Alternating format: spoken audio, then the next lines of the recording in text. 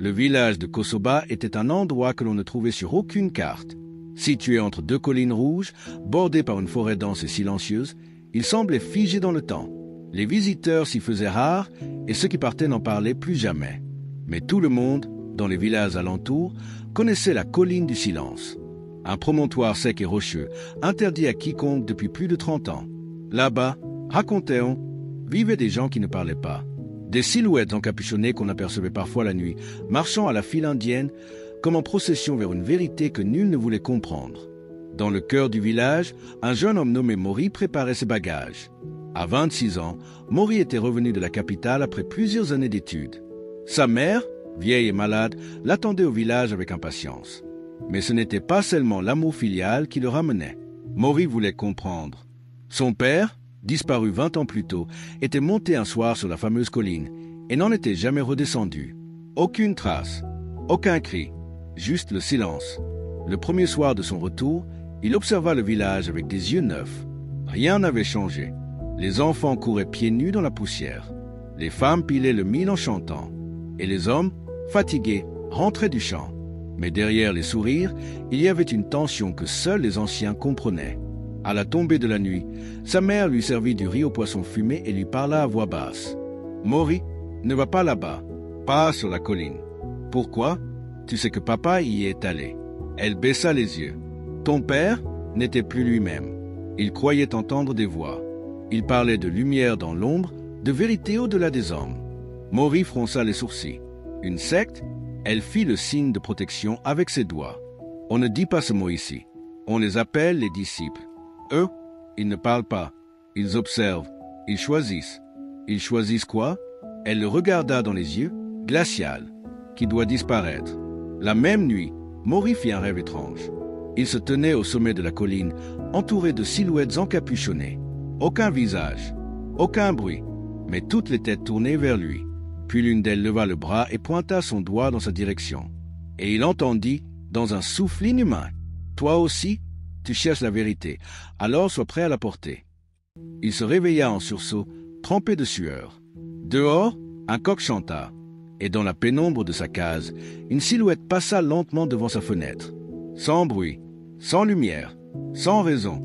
Le matin se leva, mais Maury ne retrouva pas le sommeil. La silhouette de la nuit lui restait collée à l'esprit. Il avait vérifié dehors au lever du jour, aucune trace, aucun pas dans la poussière, rien. Pourtant, il savait ce qu'il avait vu. Au marché du village, l'ambiance semblait normale, mais tout était trop normal. Les regards évitaient les siens. Une vieille femme, qui le connaissait enfant, fit mine de ne pas le reconnaître. Même les enfants, si bruyants la veille, le contournaient sans un mot. Ce n'était pas lui qu'ils évitaient. C'était ce qu'il représentait, le fils de celui qui est monté sur la colline. En fin d'après-midi, alors que le soleil plongeait lentement derrière les arbres, Maury reçut la visite d'un homme. Un vieillard aveugle, vêtu d'un grand boubou blanc taché par le temps. Il avançait lentement, guidé par un jeune garçon muet. « Je suis Kemoko », dit-il en entrant. « Je t'ai entendu venir bien avant que tes pieds ne touchent la terre de ce village. » Maury fronça les sourcils. « Vous êtes devin? »« Non, juste un homme qui a trop vu sans jamais regarder. » Il s'assit lourdement, son visage impassible. « Tu cherches ton père, n'est-ce pas ?» Maury hocha la tête. Kemoko soupira. « Ton père n'est pas mort, mais il ne vit plus non plus. Il fait partie de la chose maintenant. » De la secte, le vieil homme grimaça. De l'équilibre, Maury sentit un froid glacial lui parcourir l'échine. « Qu'est-ce que vous voulez dire ?» Kemoko tendit la main et le garçon muet lui remit un petit objet enveloppé dans un tissu rouge. Maury l'ouvrit. C'était une pierre noire, lisse, creusée d'un symbole qu'il ne reconnut pas. Mais dès qu'il la toucha, une voix résonna dans sa tête. Une voix grave, sans timbre humain, comme venue du fond d'une grotte. « Regarde sous le tamarinier brisé. » À la 3e nuit. Il lâcha la pierre, choqué. Kemoko se leva lentement. « Tu viens d'entendre la voix de celui qui ne parle pas. Le maître des disciples. Il t'a vu. Il t'a choisi. Je ne veux pas être choisi. Ce n'est plus à toi de décider. » Maury. La nuit tomba vite. Et pendant son sommeil, Maury rêva encore. Mais cette fois, il ne rêva pas de la colline. Il rêva de lui-même, marchant dans le noir, tenant la pierre noire contre sa poitrine. Et derrière lui, des dizaines de pas, des centaines, mais pas un seul bruit. Pas une seule parole. Les disciples l'avaient vu, et ils marchaient vers lui. 3 nuits, c'est ce que la voix avait dit. Maury n'avait parlé à personne depuis la visite de Kemoko. Il dormait peu, mangeait à peine. Le temps lui semblait irréel, comme si le monde autour de lui s'était ralenti. Tout ce qui comptait désormais, c'était la 3e nuit. Le tamarinier brisé se trouvait à la sortie du village, juste avant le sentier qui menait à la colline. Un vieil arbre aux branches déformées, foudroyé il y a des années, dont l'écorce noire semblait cracher encore de la colère. Le soir venu, Maury s'y rendit seul. La lune était haute, le vent léger, et le village dormait. Arrivé au pied de l'arbre, il s'agenouilla. Il posa la pierre noire sur la terre. Rien ne se passa. Il attendit. 1 minute, 5, 10, puis il entendit un craquement derrière lui. Il se retourna brusquement. Une silhouette encapuchonnée se tenait là, silencieuse. Derrière elle, une autre apparut, puis une 3e, une dizaine, peut-être plus. Elle formait un cercle lentement autour de lui. Maury voulut parler, mais aucun son ne sortit de sa bouche. Il était figé, non par la peur, mais par quelque chose de plus fort, comme si sa voix n'était plus la sienne. Une silhouette plus grande s'avança. Elle s'agenouilla à son tour, en face de lui, tira de sa tunique un long morceau de tissu blanc qu'elle posa devant Maury. Un symbole y était gravé à l'encre noire, le même que sur la pierre. Puis elle tendit la main. Elle ouvrit la paume. Un doigt manquait. Maury comprit. Chaque disciple avait abandonné quelque chose. Un murmure monta soudain. Pas des voix, mais des souffles, comme une langue ancienne faite d'air et de rythme. Puis le grand disciple traça un cercle autour de Maury à l'aide de cendres noires. Et, du bout d'un couteau en bois, il lui tendit une question. Une seule, écrite sur une feuille de bois. « Es-tu prêt à perdre pour savoir ?» Maury fixa la question. Il ne savait plus si c'était un rêve, une cérémonie ou une initiation. Mais quelque chose en lui, plus ancien que lui-même, répondit sans mots. Il hocha la tête. Alors le cercle s'ouvrit, et la terre trembla. Le sol avait tremblé, oui, mais ce n'était pas un tremblement de terre. C'était un signal, une fracture invisible qui marquait la séparation entre ceux qui regardent et ceux qui savent. Le cercle s'était refermé derrière Maury. Le tamarinier avait disparu. Ou plutôt, il n'était plus là. Maury ne se trouvait plus dans le monde qu'il connaissait. Tout était sombre autour de lui. Mais ce n'était pas une nuit. C'était autre chose. Comme une salle sans mur, sans ciel, sans fin. Il se tenait debout, seul. Puis, une flamme s'alluma devant lui. Toute petite, flottante. Elle dansait sans feu, sans bois, pure. Et une voix, enfin, pas celle qu'il avait entendue dans sa tête. Une voix humaine, féminine, triste. Maury diabaté. Que veux-tu savoir? Il ouvrit la bouche. Aucun son. Non, pas avec la parole.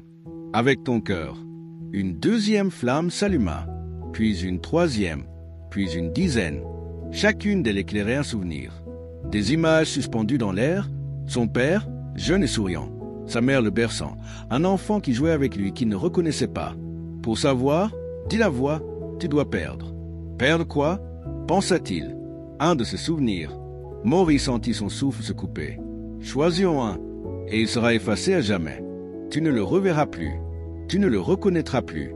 Mais en échange, tu auras la vérité sur ton père. Il regarda les flammes. Il avança lentement. Chaque souvenir brillait, vivant, chaud. Mais l'un d'eux était flou. Le dernier, un visage d'enfant. Une amie? Une sœur? Un frère? Il n'arrivait plus à le savoir. Il tendit la main et éteignit cette flamme. Aussitôt, un frisson le traversa, comme un voile se retirant, comme une chambre vidée de son odeur. Il pleura, sans savoir pourquoi. La voix dit, « Tu viens de sacrifier un lien. En voici un autre. » Et devant lui, apparut le visage de son père. Mais ce n'était pas un visage humain. C'était lui aussi un disciple, encapuchonné, les yeux ouverts, brillants, mais éteints d'émotion. La voix reprit. Il a choisi, comme toi. Un jour, il est monté sur la colline et n'a plus jamais parlé. Puis l'obscurité revint, et Maury tomba à genoux. Il savait maintenant que la vérité avait un prix, et ce prix ne faisait que commencer. Maury se réveilla couché au sol, le visage couvert de poussière. Le tamarinier était revenu, mais autour de lui, rien ne bougeait. Pas un bruit, pas un souffle. Il regarda ses mains, Elle tremblait. Son cœur battait fort, mais quelque chose avait changé en lui. Une sensation nouvelle, comme si un vide avait remplacé un souvenir qu'il n'arrivait plus à nommer. Il avait sacrifié quelque chose. Il ne savait plus quoi, et c'était ça, le plus terrifiant. En rentrant au village, il trouva sa mère assise sur le seuil.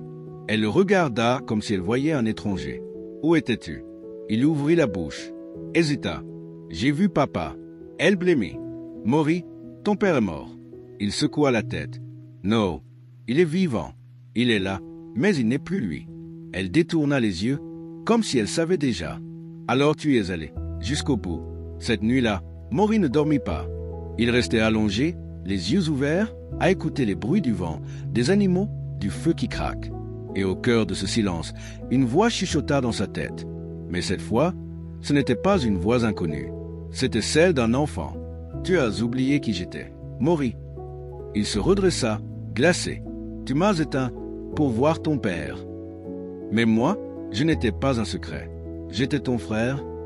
Maury mit ses mains sur ses oreilles. Mais la voix était à l'intérieur. Un nom, soudain, flotta dans son esprit. Yérim. Il ne connaissait aucun Yérim.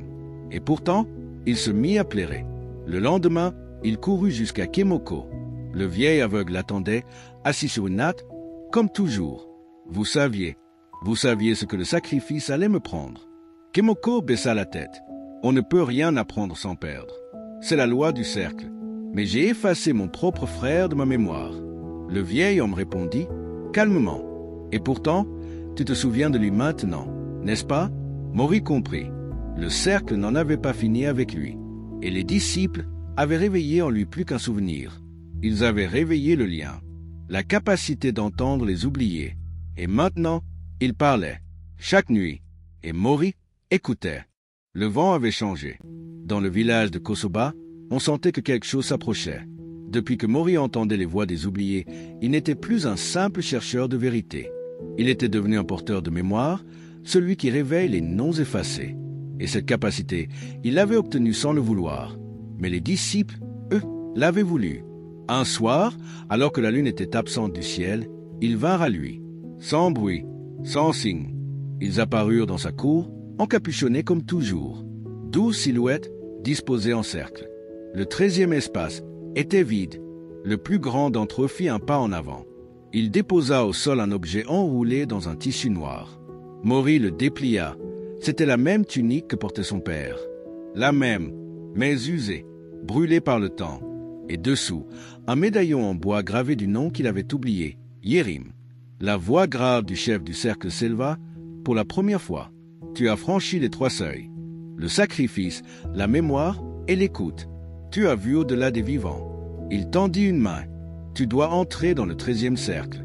Maury regarda autour de lui. Sa mère, sa vie, son passé, tout semblait si loin. Mais il ne tremblait plus. Il posa une dernière question. Mon père, est-il encore lui? Le chef baissa la tête. Il a fait le choix d'oublier qui il était, pour que d'autres vivent. Et toi, que choisis-tu? Maury ferma les yeux. Il revit les flammes. Le frère oublié, le sacrifice. Puis, lentement, il mit la tunique. Les 12 s'inclinèrent. Un cercle de feu apparut autour d'eux, et le 13e cercle fut refermé. Ce que devint Maury après cette nuit, nul ne le sut avec certitude. Mais parfois, quand un enfant disparaît, ou qu'un ancien se souvient soudain d'un nom qu'il avait oublié depuis 20 ans, on dit que le 13e écoute, et que la mémoire ne meurt jamais.